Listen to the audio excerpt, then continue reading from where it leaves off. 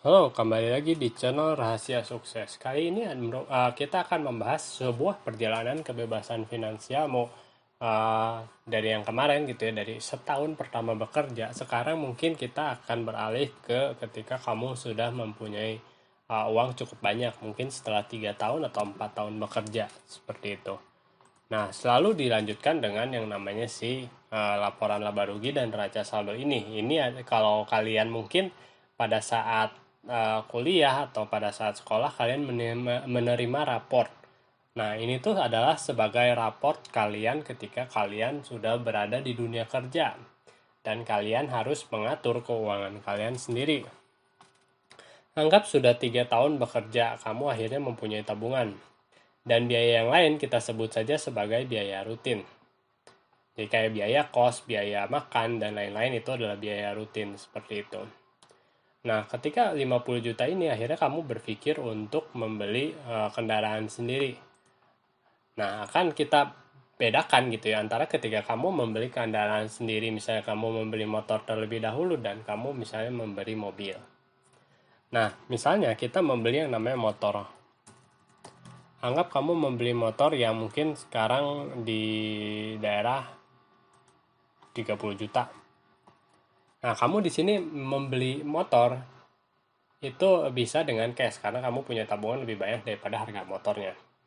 Dan di sini kita bisa melihat gitu ya kan definisi aset dan kewajiban menurut si Robert Kiyosaki. Aset adalah sesuatu yang membantumu untuk mendapatkan uang lah seperti itu. Memang si motor ini mungkin membantu kamu untuk pergi ke kantor. Tapi pada intinya si motor ini mungkin bisa menghemat biaya transportasi kamu.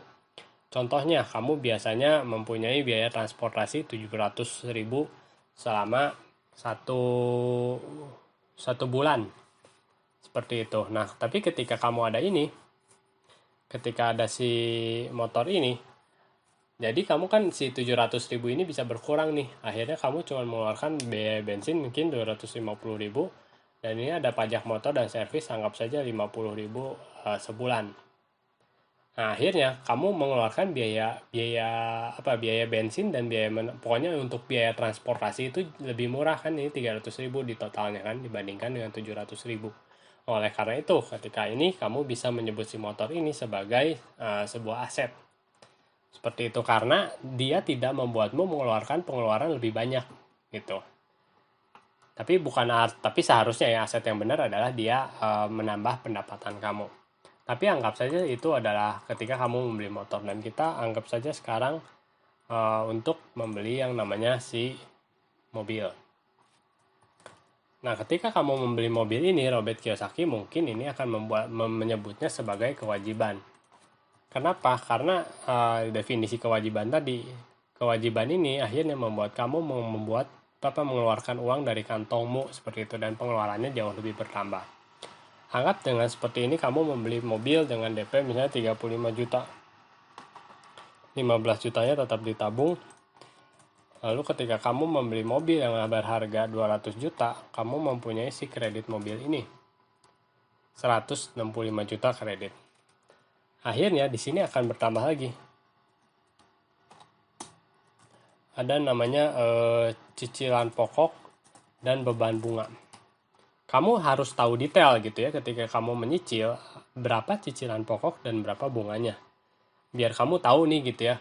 Dengan kamu menyicil itu kamu mengeluarkan beban bunga berapa sih gitu. Karena beban bunga itu yang akhirnya menjadi keuntungan buat si perusahaan leasing atau perusahaan kredit sewa guna atau yang ngasih kredit itulah.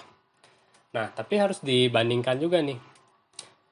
Yang tadinya 700.000 akhirnya punya ini pajak mobil dan pajak mobil dan servis. Tentunya ini per tahunnya nggak murah juga ya. Kalau mobil 200 juta mungkin bisa 3 juta tambah servis 4 juta, mungkin sekitar 4 jutaan setiap bulannya, 4 juta setiap tahun gitu, anggap saja sekitar 360.000 setiap bulannya untuk si pajak ini dan servis.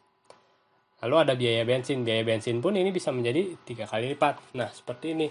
Ketika terjadi hal seperti ini, belum ini tambah cicilan dan bunga. Dan ini akan lebih besar dari 700.000, maka si mobil ini akan masuk ke kewajiban. Sekian, terima kasih.